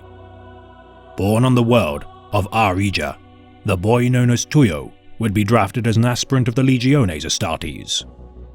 The rebellion of the War Master had already begun to wage across the stars, leading to Jiangsai and his fellow aspirants' training to be expedited in order to rapidly reinforce the Legiones Astartes. The traitors would attack Arija, and despite the aspirants' suboptimal training, they would be thrust into the conflict. Spirited from the battle, Tuyo would hope for a quick destruction of his homeworld, knowing full well the suffering inflicted by the traitors on captured worlds. Completing his training on Holy Terror, Tuyo would be installed as a member of the White Scars and relinquish his former name. Proud of his assignment to his new legion, Tuyo would serve under the command of Ganzorig Noyan Khan and assume his new name of Jiangsai. Inducted into the Brotherhood of the Iron Axe, Jiangsai would be among the 5th Legion's defenders of the Imperial Palace during the Siege of Terra. Due to heavy casualties within his brotherhood, Jiangsai would be promoted to the rank of Khan and be stationed within the palace. Prior to the fall of the palace's walls, Jiang Sai would converse with the White Scar's Stormseer, Naran Batar, and receive word that Ajak Khan of the Brotherhood of the Amber Eagle had fallen in battle. Given the slain Ajak Khan's power blade, Naran Batar would inform Jiang Sai that the Kargan, Jagatai Khan, had a special mission with him in mind. Meeting with a survivor of his homeworld of Arija, Jiang Sai would join the White Scar's forces during their counterattack to reclaim the Lionsgate spaceport. Surviving the engagement, Jiang Sai would rally with the senior 5th Legion commanders, Shiban Khan and Ganzorik Noyan Khan, in the wake of their Primarch's injury during battle. Securing the port facilities, the Khans would defend the Lion's Gate from the reprisal of the traitor forces. His deeds following the Siege of Terror, now lost to history. Genjin Khan served as a commander of the White Scars during the Great Crusade and Horus Heresy. Pledging his men of the Brotherhood of the Shattered Shield to serve Primarch Horus Lupercal during the Horus Heresy, Genjin's loyalty to the War Master would be made as a debt of friendship. Resupplied by the Night Lord's Legion, the traitors of the 8th Legion would deride the Khan for his chivalrous and honorable nature. Mockingly naming Genjin as the Savior, it would not take long before the actions of the Night Lords would clash with the White Scars. With the Night Lords embattling the Dark Angels upon the world of Crucible, the defilement of the remains of the First Legion and cruelty of the Sons of Kurz would disgust the Brotherhood of the Shattered Shield. As an act of penance for his naive alignment with the traitors to the throne, Genjin would defect to the Loyalist war effort. The White Scars under his command would join the Dark Angels in facing the Night Lords during the Framas Crusade. Preventing the Forbidden Technologies and Legio Phasma from adding their strength to the traitor war effort, the White Scars would sacrifice their lives to disable the planet of Ulan Huda. The sacrifice of Genjin and his Brotherhood, enabling the Lion and his Dark Angels to survive the threat of the Predator world and ultimately achieve victory over the Framas system. Jubal Khan serves as the chapter master of the White Scars during the 41st millennium. As the second revered Astartes of his name, Jubal would be named the Great Khan during 943.M41 after succeeding his predecessor, Kublai Khan, following his disappearance fighting the Drukhari. Alongside 2 of his compatriots, Jubal would undergo the trials of the Stormseers within the Valley of Khans at the base of the Kumkata Mountains. Surviving the trials alone, Jubal would never speak of his struggles he had faced to ascend as Master of the Fifth, yet his pedigree as a leader would be unimpeachable. Already a victor of countless battles, facing every manner of enemies to the Imperium, Jubal's deeds during the Jopal Uprising, following his rise to the rank of Chapter Master, would further cement his legacy as a brilliant strategist. Leading the White Scars during the Third War for Armageddon, with 3 brotherhoods at his command, the White Scars would be deployed among the Deadlands of Armageddon. Jubal would order his lieutenant, Subodun Khan, to secure the planet's water and Prometheum processing stations, and prevent the Greenskins from damaging the planet's vital infrastructure. Leading his own men north to investigate the many Orc structures being constructed within the region, Jubal's scouts would discover the Orcs to be building shipyards filled with dozens of ramshackle void ships. Raiding the shipyard with kill teams, the White Scars would destroy many of the Orc structures before the Xenos could react, yet be unable to destroy their infrastructure faster than the Orcs could build. Fighting from building to building, progress would be slow. Despite pollution and grime congesting their bolters and vox grills, the White Scars would fight their way to the vast floating shantytowns, built atop the Tempest Ocean of Armageddon. Destroying the remaining facilities set to construct new invasion craft, the White Scars would destroy an entire Orc brigade alone, with no losses or a shot fired under the leadership of Jubal. Yet with Armageddon's slow reclamation by the Imperium, the White Scars' homeworld of Chogoris would be besieged. Huron Blackheart, Chaos Lord of the Red Corsairs, would invade the planet during the Great Khan's absence as the Second Brotherhood under the command of Buratai Khan staged a desperate defense to repel the invasion. Relieved with the arrival of the Third Brotherhood and their master of the hunt, Korsaro Khan, the Red Corsairs would retreat. Furious at the tenacity of the Chaos Warband's actions, with the Great Khan's return, Jubal would lead a daring attack upon the space station of Sifnar as an act of vengeance against the Blood Reaver. Boarding the starfort from multiple angles during their boarding actions, the White Scars would plant melter bombs across the station as Jubal Khan and his honor guard fought their way to the heart of the Sifnar. Trapped within the station's corridors, caused by damage to the station's plasma reactors, Jubal Khan would be imprisoned by the Red Corsairs and tortured for solar weeks. Launching an ambush against the ship wherein the Great Khan was imprisoned, the White Scars would liberate their lord, yet find him to be on the precipice of death. Returning to Chagoris, the White Scars would attend to Jubal Khan's wounds. Grievously crippled following his mutilations at the hands of the Red Corsairs, though Jubal Khan would live, he would be in no fit state to ever fight again. His indomitable spirit allowing his mind to orchestrate great strategies within a support cradle, housed deep within the fortress monastery of Quan Zhao. The Great Khan, while still commanding his chapter, now entrusts the duty of war leader to Korsaro Khan.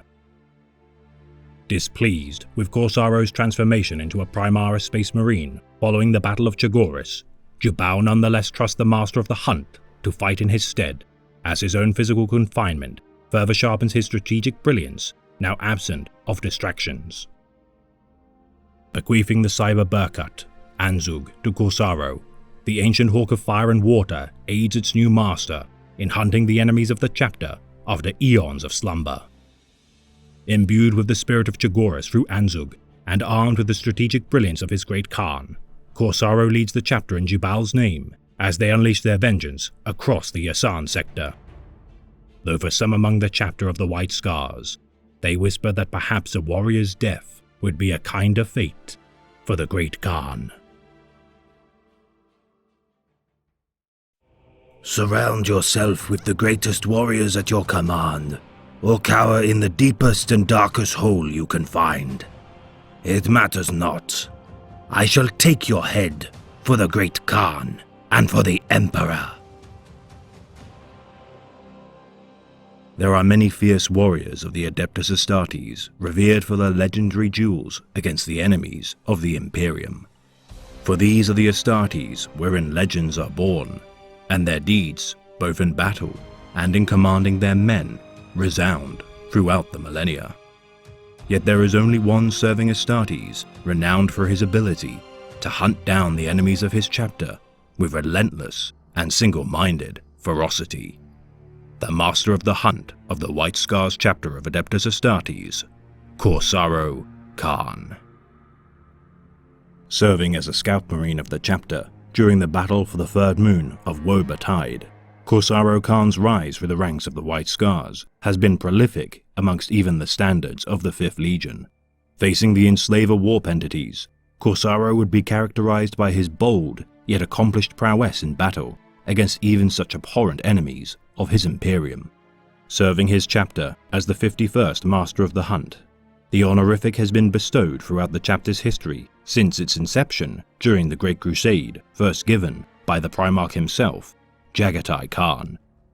A title given to only the most ruthless and determined of the Scars, the Master of the Hunt seeks out enemies of the chapter who have survived one or more engagements against the White Scars and lived to fight another day.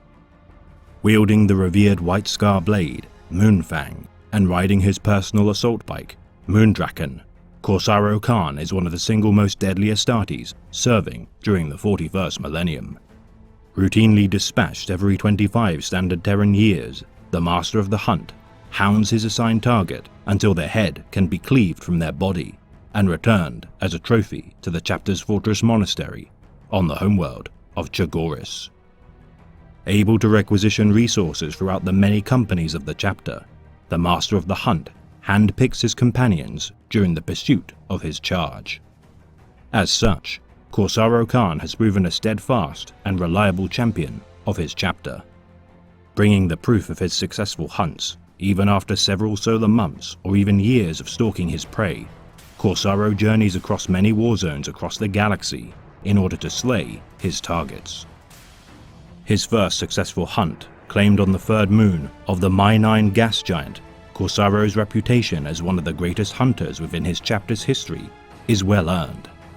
With even nemeses of the chapter, such as the Eldar Corsair Valerial and the Demon Prince Kernax Voldorius, finally slain by Corsaro's blade, despite evading previous masters of the hunt.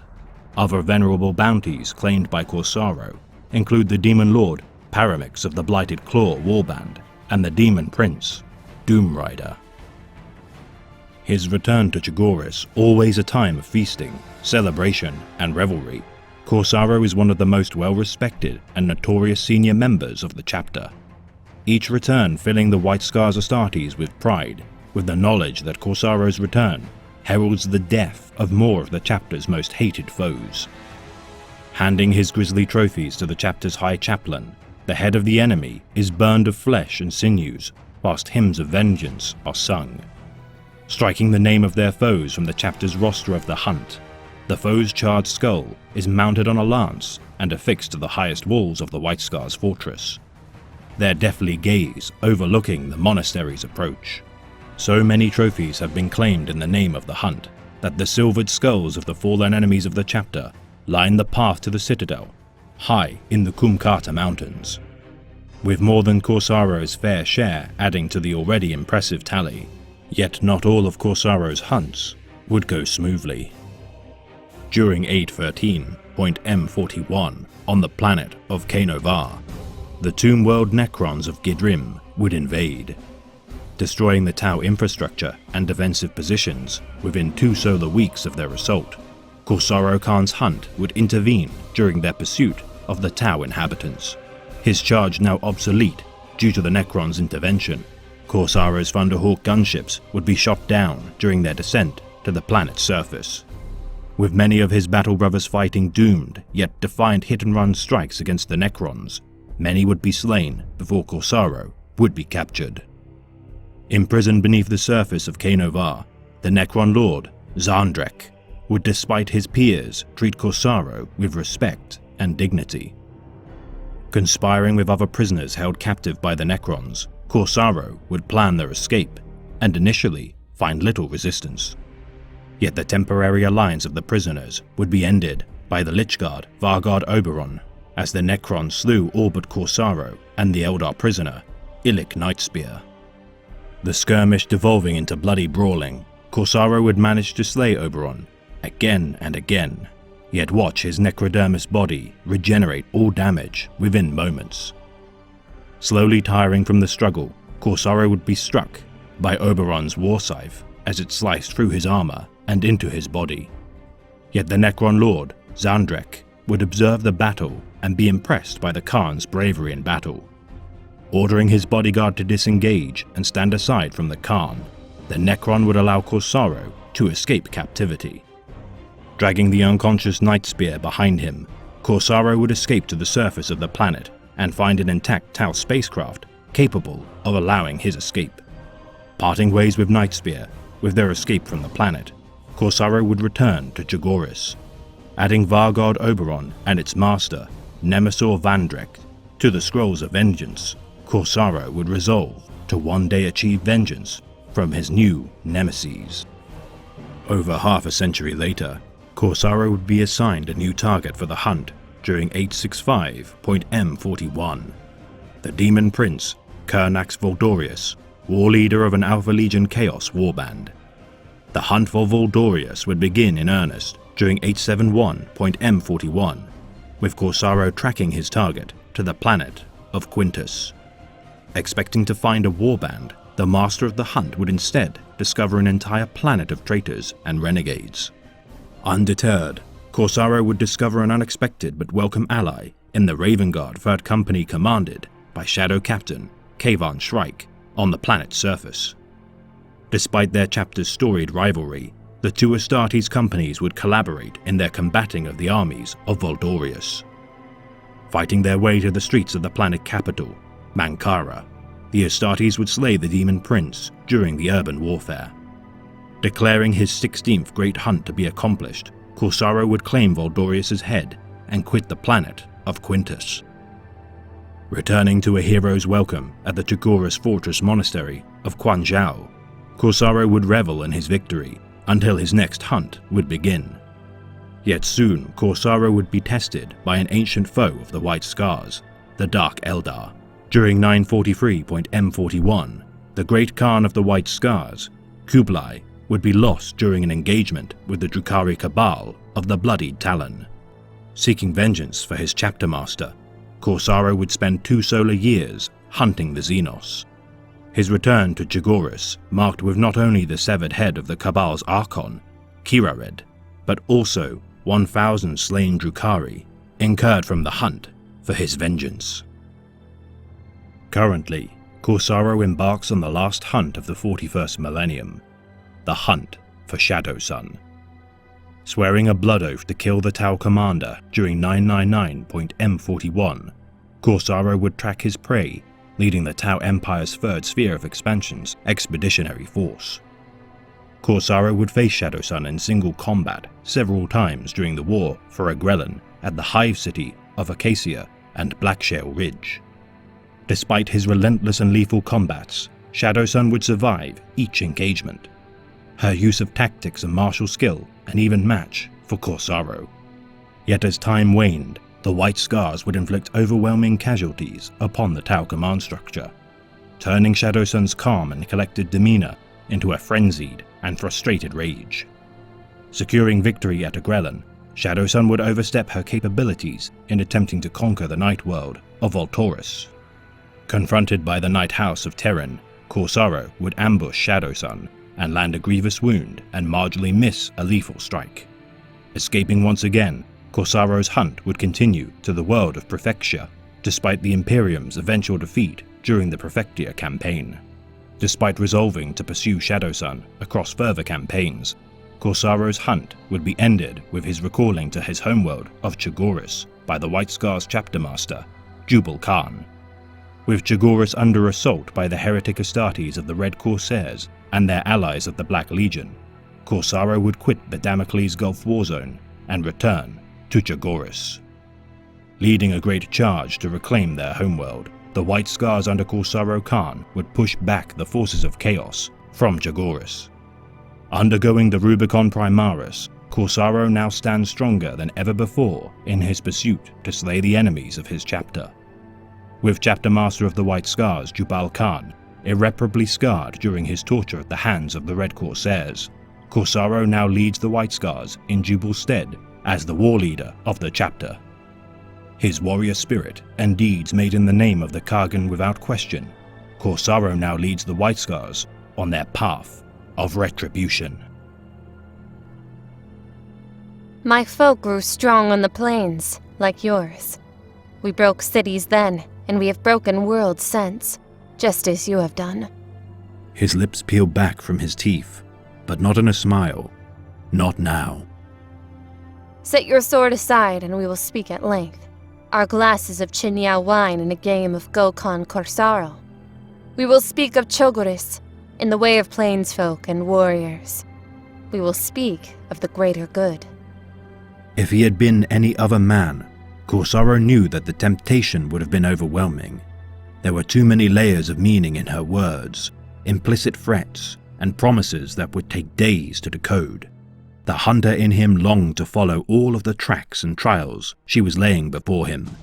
But he was not simply a hunter.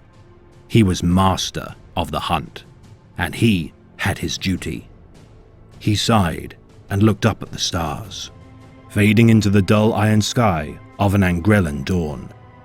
The world was poisoned and worth nothing but the lives that would be spent in its defense, including those of him and his men, if that was the way of it. "I would like some wine," he said, and his lips quirked in a smile as he looked at her. "But we have already been playing, Huntress, and the time has come to draw our game to an end."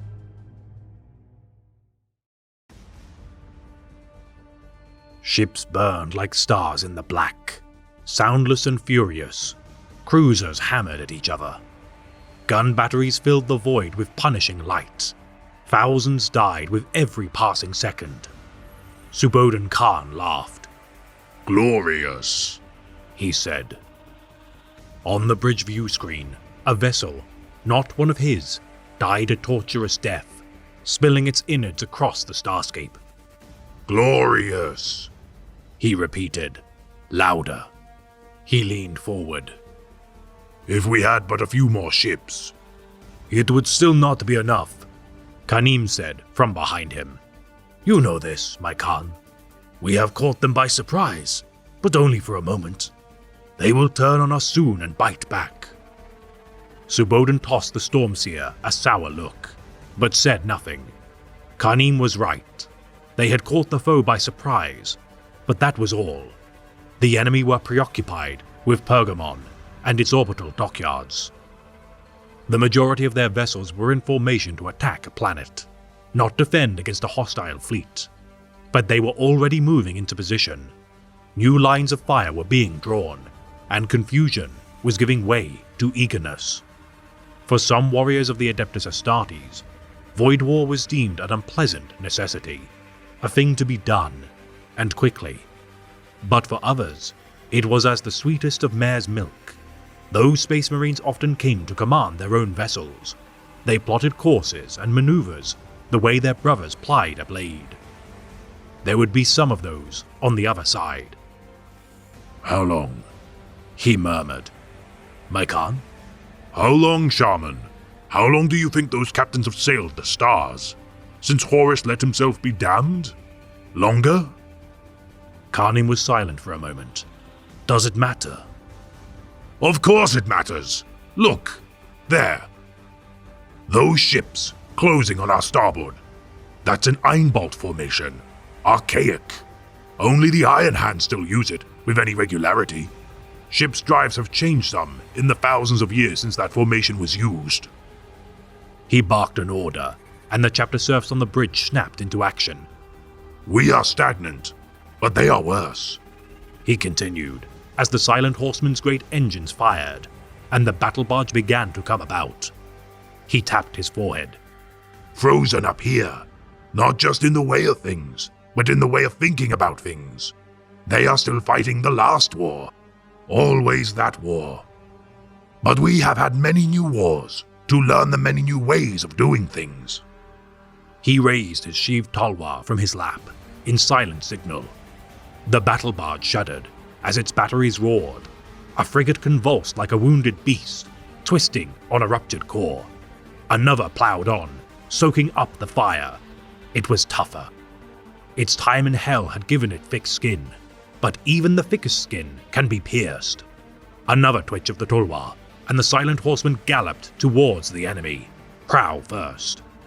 Subodhan heard an intake of breath from Kanim, and chuckled. "Be at peace, Shaman. I have done this before." "Orc vessels come apart like paper compared to these," Subodhan laughed. "Yes, they built them strong in those days." He leaned forward, teeth bared, a predator on the hunt. "But we built them stronger still."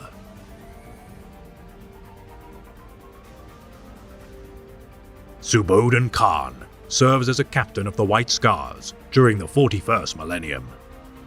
Renowned for his leadership of the 5th Company, the Stormwrath Brotherhood, their effective overwhelming strikes committed against the enemies of the Imperium proved to be the envy of many an Astartes chapter.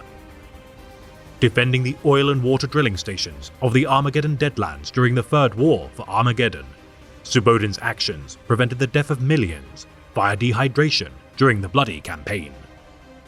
Clashing with the White Lightning speed cult of the Greenskins, the 5th Brotherhood drove the Xenos into the deadly Tempest Oceans during the Battle of Dante's Canyon, with Subodhan Khan slaying the Orc war boss in single combat, earning glory for his great Khan, Jubal.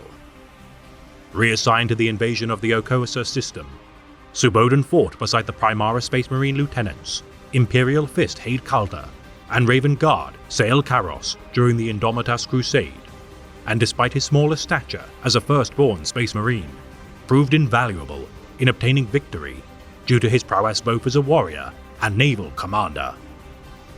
Facing the forces of the Word-Bearers as they attempted to claim the ancient anchorite from the cathedral world of Almace, for his valor in battle, Subodin would be promoted to the rank of first captain of the White Scars chapter, following the fatal injury of Jurga Khan during the War for Chogoris.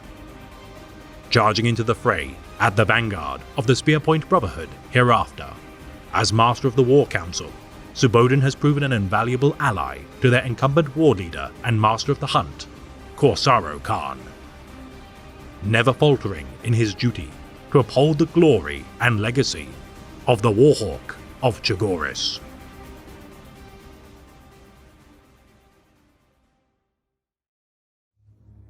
This has been a tale of the great Imperium of Man, read by the Remembrancer. The deeds of the laughing killers of the 5th Legion are often overlooked by even the most studious subjects of the Imperium. At the vanguard of the most desperate struggles for survival, smiling as they cleave the enemies of the Imperium in twain, it is the lot of the Sons of the Kargan that their deeds matter only in the thick of battle.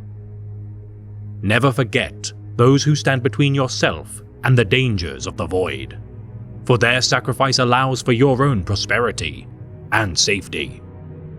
And alike to their example, should you find yourself staring into the eyes of death and misery, laugh loud and proudly in its face.